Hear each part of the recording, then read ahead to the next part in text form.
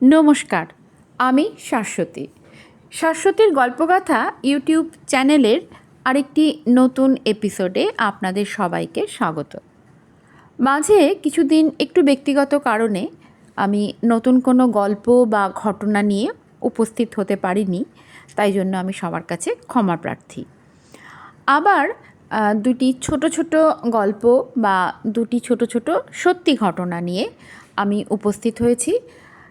এই দুটি আমার দিদার কাছ থেকে শোনা, আমার নিজের দিদার কাছ থেকে শোনা দুটি ঘটনা দুটি উপস্থাপন করব।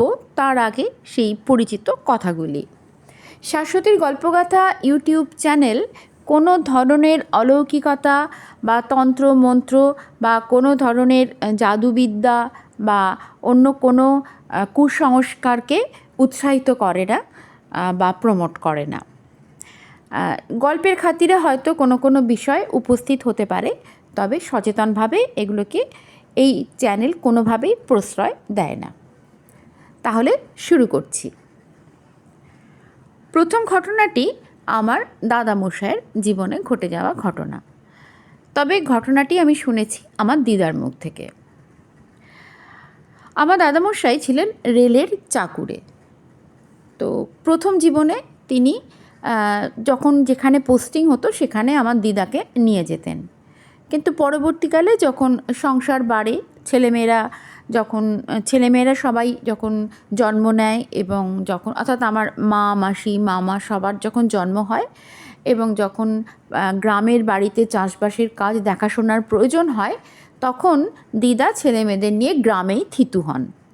তখন তিনি আর দাদুর সঙ্গে কোয়ার্টারে বা বাসা ভাড়া করে থাকতেন না। এরপর যখন দাদু শেষ জীবনে তিনি কলকাতায় পোস্টিং ছিলেন, তো দাদু যখন কলকাতায় পোস্টেড, তখন তিনি প্রত্যেক শনিবার সন্ধেবেলা বাড়ি আসতেন।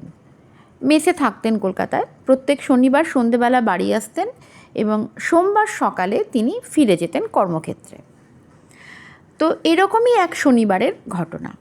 দাদু, এখানে বলা দরকার যে আমার মামার বাড়ি হচ্ছে দাঁইহাটের কাছে, পূর্ব বর্ধমানের দাঁইহাটের পাশে একটি গ্রাম জগদানন্দপুরে।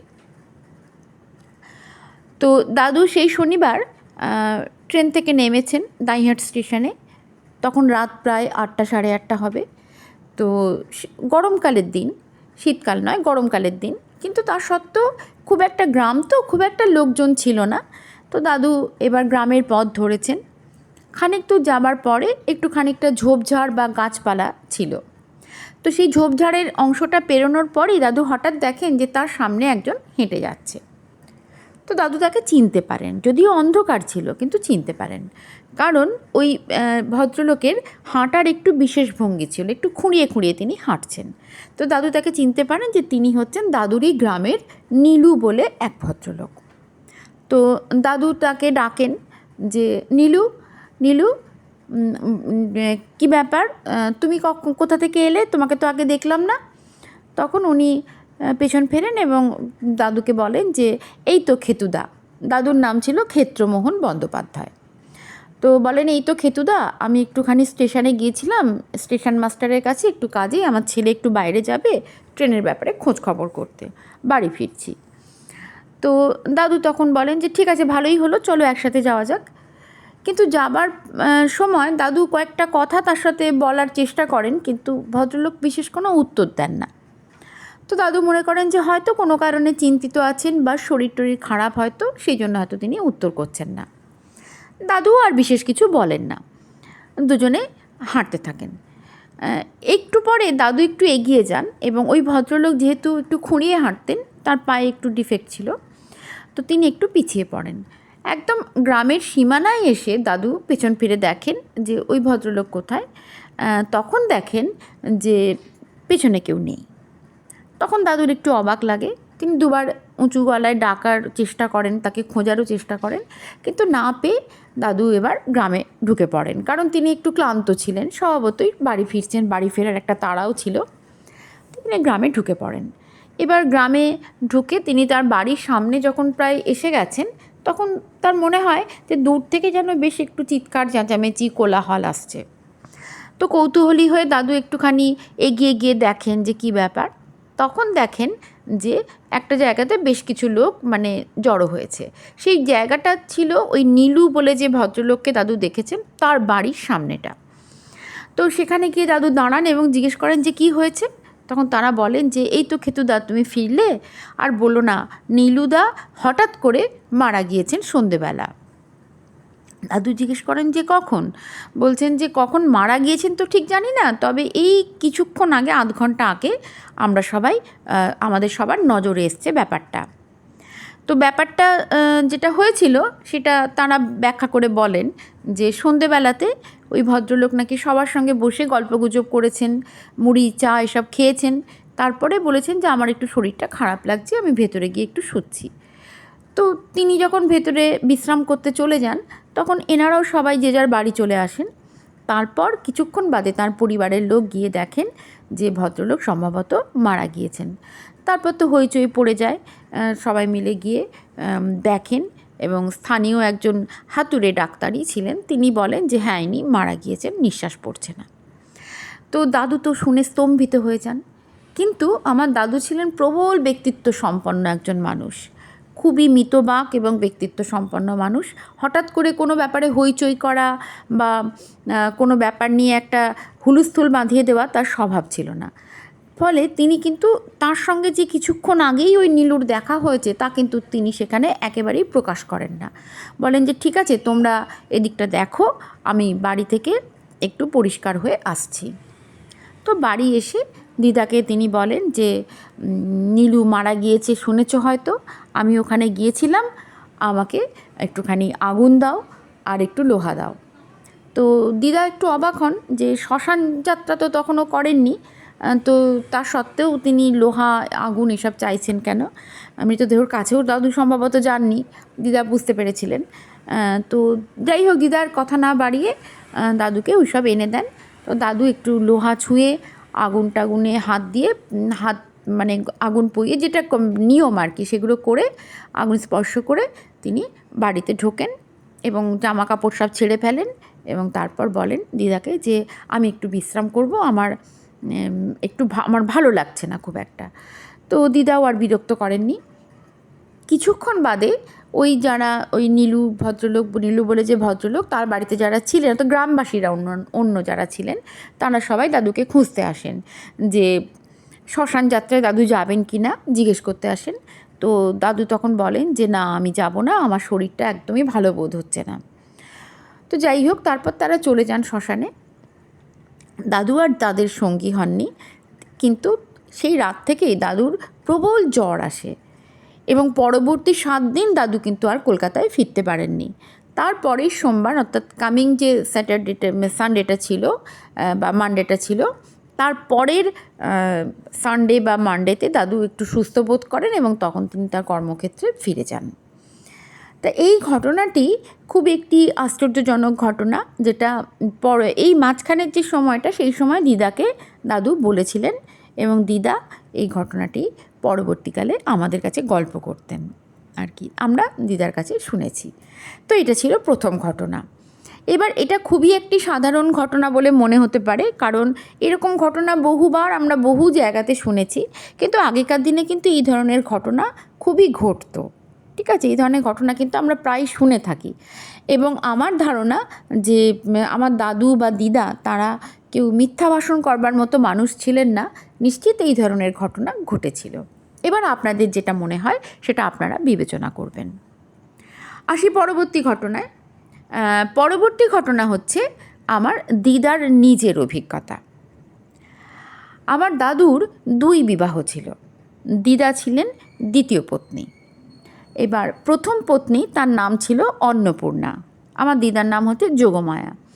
তো প্রথম পত্নী ছিলেন অন্নপূর্ণা, তিনি সম্ভবত প্রসবকালে মারা যান এবং তার আগে আরেকটি সন্তান ছিল। এবার 2 সন্তানের মধ্যে একেবারেই পার্থক্য ছিল না, দুজনেই ছিল একেবারেই শিশু, মানে একদমই যাকে বলে দুধের শিশু।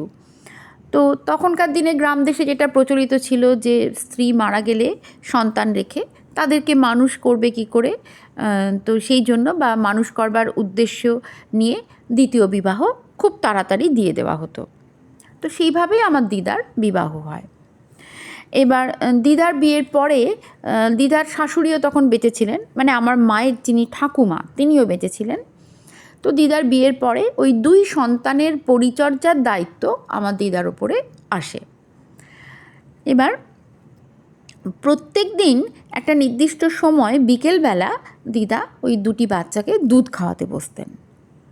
এবার আমার মামার বাড়ি কিন্তু গ্রামে হলেও মামার বাড়ি ছিল একদম পাকা কড়িবর্গা দেওয়া পাকা দালান কোঠা যাকে বলে, মানে পাকা বাড়ি আর কি। তো সেই যে ঘরটিতে দিদা দুধ খাওয়াতে বসতেন সেই ঘরে একটি বড় সিন্দুক ছিল। সিন্দুকটা আমরাও দেখেছি মামার বাড়িতে যখন যেতাম, খুবই বড় লোহার একটি সিন্দুক। এবার সেই সিন্দুকটা মানে অনেকটা বড় ছিল, তার মধ্যে সমস্ত দামি জিনিসপত্র, ভারী ভারী বাসনপত্র সব থাকতো। মাঝে মাঝে দিদা যখন ওই ডালাটা খুলতেন, একা খোলা খুব সম্ভব, মানে দিদার পক্ষে সম্ভব হতো না, কারোর সাহায্য নিতে হতো।